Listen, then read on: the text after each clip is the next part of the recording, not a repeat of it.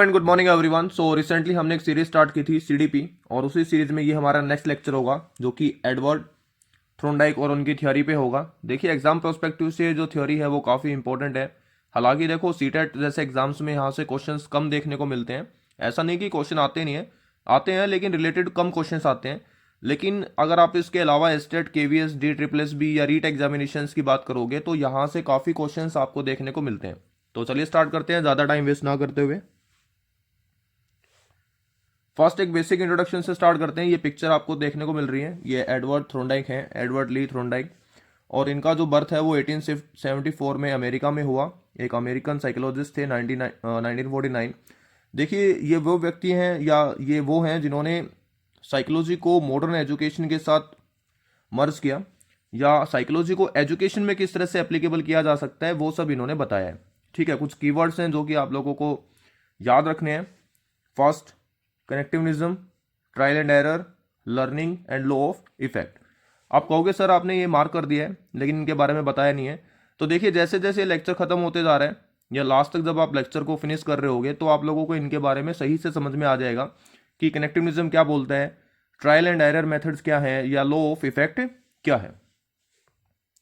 तो देखिए, आगे चलने से पहले एक बार आप लोगों को लर्निंग ऑफ प्रिंसिपल समझना है अकॉर्डिंग टू थ्रोनडाइक। अब इन्होंने क्या बताया कि लर्निंग के कुछ प्रिंसिपल्स हैं, वो प्रिंसिपल इन्होंने कुछ इस तरह से बताए। फर्स्ट इन्होंने बताया लॉ ऑफ इफेक्ट। ठीक है, लॉ ऑफ इफेक्ट। दूसरा इन्होंने बताया लॉ ऑफ रेडीनेस।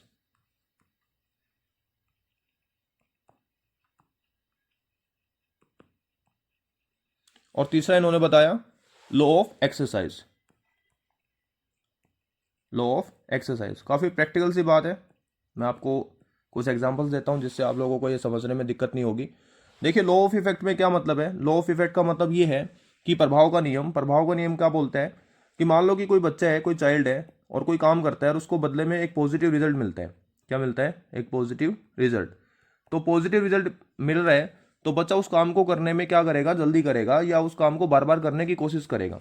मान लो कोई क्लास वर्क या होमवर्क करने के बाद हम उस बच्चे को चॉकलेट दे रहे हैं जो कि उसको काफ़ी पसंद है, तो वो क्या करेगा कि वो इसी प्रोसेस को बार बार करने की कोशिश करेगा। लेकिन इसके बदले अगर किसी भी एक्ट से उस बच्चे को नेगेटिव रिजल्ट मिल रहा है, किसी भी एक्ट से बच्चे को नेगेटिव रिजल्ट मिल रहा है, तो ऑब्वियस सी बात है कि बच्चा वो काम नहीं करेगा। तो ये क्या है? लॉ ऑफ इफेक्ट, जो कि लर्निंग प्रिंसिपल का ही एक पार्ट है। लॉ ऑफ रेडीनेस का मतलब क्या है?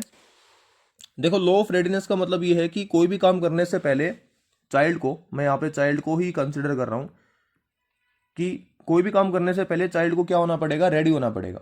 रेडी का मतलब, मान लो कि कोई टीचर है, क्लास ले रहा है या बच्चे को कुछ समझाने की कोशिश कर रहा है, लेकिन बच्चे का मन है वो ग्राउंड में जाके खेलने का है ना। बच्चा तैयार ही नहीं है चीज़ों को सीखने के लिए, तो क्या वो बच्चा कर पाएगा? तो आंसर इज नो, वो नहीं कर पाएगा। ठीक है। हाँ, लेकिन अगर कोई बच्चा पहले से ही पढ़ने के लिए इंटरेस्टेड है, रेडी है, तो वो उन सारी चीज़ों को बहुत ही जल्दी अडेप्ट कर लेगा। तो ये क्या है? Law of readiness. ठीक है। उसके बाद लॉ ऑफ एक्सरसाइज क्या है? देखो, लॉ ऑफ एक्सरसाइज काफ़ी सिंपल है। किस तरह से? मान लो, हालांकि एक बैलेंस की बात करते हैं, किसके बीच में? रिस्पॉन्स और स्टिमुलस के बीच में। अब ये रिस्पॉन्स और स्टिमुलस क्या है मैं आगे बताऊंगा, लेकिन आप इतना समझ लो कि देखो, जितना आप एक्सरसाइज करोगे या बच्चा जितना एक्सरसाइज करेगा उसी चीज़ में वो उतनी ज़्यादा परफेक्शन आ जाएगी। मान लो आप राइटिंग सेशन की बात कर सकते हो कि बच्चा ऐसे लिख रहा है, तो अगर वो बार बार ऐसे को लिखेगा तो जो ऐसे की जो आप बोल सकते हो क्रेडिबिलिटी है, या वो जैसे जैसे ऐसे को लिखना स्टार्ट करेगा वैसे वैसे मिस्टेक्स हैं वो कम हो जाएंगी, है ना। जितना वो प्रैक्टिस करेगा उतना ही वो उस सब्जेक्ट में अच्छा हो जाएगा। आप किसी भी सब्जेक्ट में ये जो एग्जाम्पल है वो रख सकते हो। एग्जाम्पल एक मैथ्स रख सकते हो। अगर बच्चा बार बार मैथ्स के क्वेश्चन सोल्व कर रहा है तो ऑब्वियस सी बात है कि वो मैथ्स में अच्छा हो जाएगा। तो ये 3 प्रिंसिपल है learning of principles. I hope यहाँ तक चीज़ें आप लोगों को समझ में आएंगी। देखो, हर एक थ्योरी में कुछ कीवर्ड्स होते हैं जिससे आप लोग रिलेट कर सकते हो कि जो थ्योरी है वो क्या बता रही है, और एग्जाम में क्वेश्चंस को सॉल्व करने में ये आपको हेल्प भी करेंगे।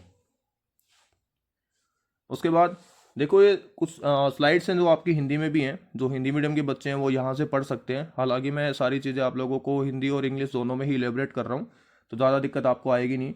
एडवर्ड थॉर्नडाइक एक अमेरिकी मनोवैज्ञानिक थे जिनको शैक्षिक मनोवैज्ञानिक और सीखने के अध्ययन को काफ़ी प्रभावित किया। वो कनेक्शनवाद, परीक्षण और त्रुटि, सीखने और प्रभाव के कानून पर अपने सिद्धांतों के लिए प्रसिद्ध है। ठीक है, ऑलरेडी मैंने बता दिया। उसके बाद है की कंट्रीब्यूशन क्या है। देखो लॉ ऑफ इफेक्ट के बारे में हम लोगों ने ऑलरेडी पढ़ लिया है। देखिए जो मैंने ऑलरेडी आप लोगों को बता दिया है उसमें मैं ज़्यादा टाइम यहाँ पे इन्वेस्ट नहीं करूँगा, क्योंकि एग्जाम टाइम में आप लोगों को पता होना चाहिए कि क्या हमें पढ़ना है, what should be study and what should not be study. अब देखो ट्रायल एंड एरर लर्निंग है, ये एक एक्सपेरिमेंट से हम समझेंगे, जो कि कीवर्ड हमने पहले भी देखा था।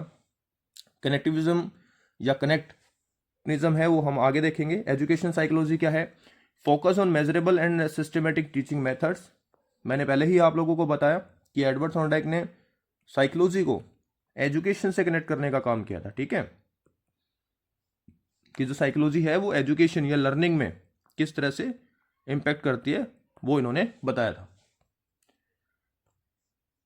अब एक्सपेरिमेंट लर्निंग पे आ जाओ। अब एक्सपेरिमेंट क्या है, देखो एक्सपेरिमेंट में हम डायरेक्टली आ जाते हैं। अब एक्सपेरिमेंट में क्या है, ये ट्रायल एंड एरर मेथड है। अब ये ट्रायल एंड एरर एक्सपेरिमेंट या मेथड क्या है, देखिए यहाँ पे 4 स्टेज आपको देखने को मिल रही है, स्टेज 1, स्टेज 2 और स्टेज 3 एंड स्टेज 4। अब स्टेज 1 में क्या हो रहा है कि स्टेज 1 में देखो इस बॉक्स के अंदर इस कैट को बंद कर रखा है, और यहाँ पे कैट का कोई फेवरेट क्या है, फूड है, जो कि किसका काम कर रहा है, स्टिमुलेट का काम कर रहा है। किसका काम कर रहा है, स्टिमुलेट। आप कहोगे सर ये स्टिमुलेट क्या है, तो स्टिमुलेट का मतलब क्या है, ट्रिगर है। क्या है, ट्रिगर है। देखो फूड कैट को दिख गया है, तो ऑब्वियस सी बात है कि कैट क्या करेगी, क्या कोशिश करेगी, इस बॉक्स से बाहर आने की। अब जैसे जैसे टाइम बीत रहा है तो कैट यहाँ पे क्या कर रही है, ट्राई कर रही है, यानी ट्रायल कर रही है कि बाहर कैसे निकला जाए।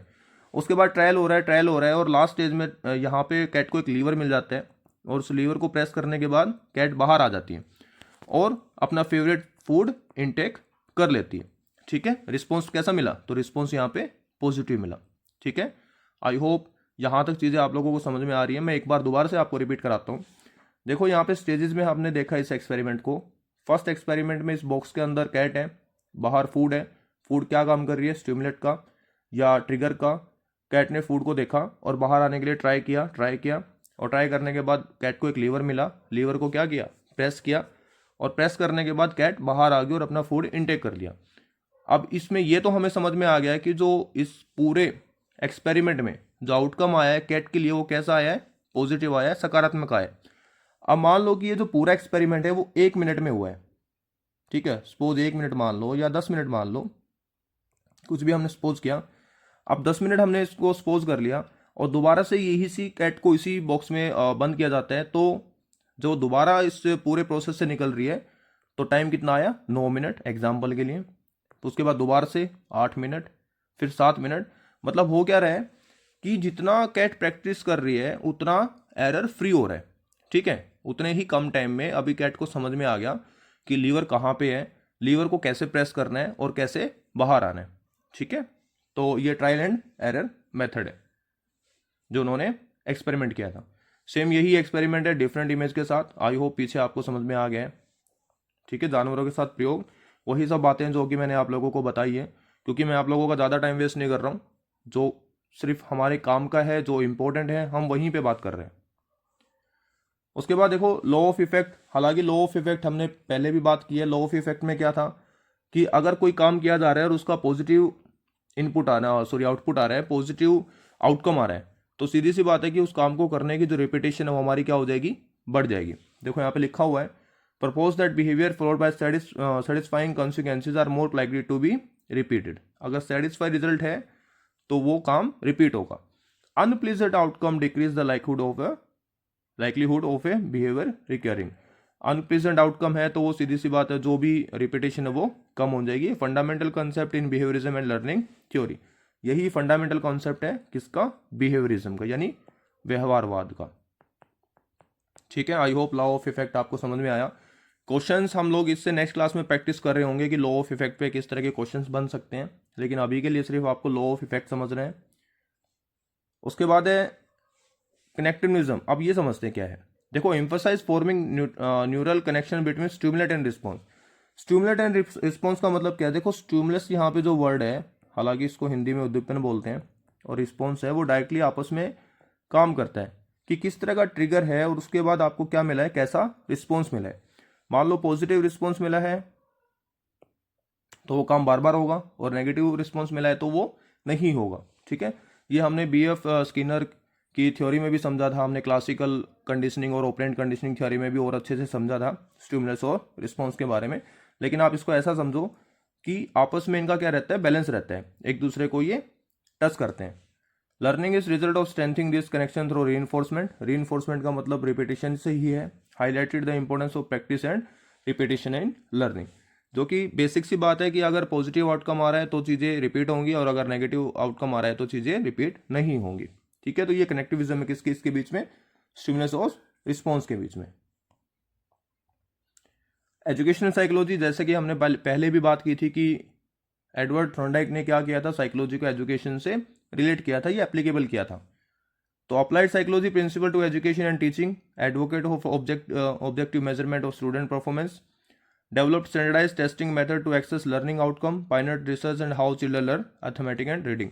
देखो ये सारी चीज़ें आप स्किप भी कर सकते हो क्योंकि ये एग्जाम रिलेवेंट उतना है नहीं, बस आपको थोड़ा सा ओवरव्यू मैं इस थ्योरी के बारे में बता रहा हूँ।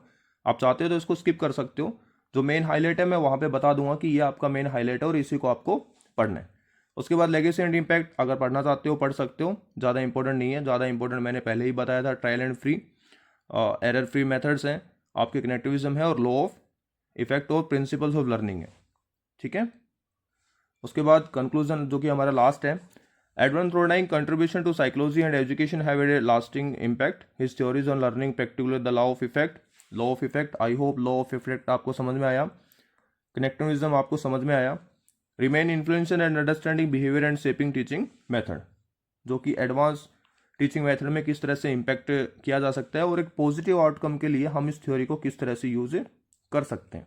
ठीक है, तो ये आपका था एडवर्ड थॉर्नडाइक की थ्योरी। आई होप यहाँ तक चीज़ें आप लोगों को समझ में आई होगी। अगर आपको लेक्चर इंपॉर्टेंट लगता है तो आप अपने फ्रेंड्स के साथ शेयर कर सकते हो। मिलते हैं नेक्स्ट क्लास में, आज के लिए सिर्फ इतना। Bye and have a nice day.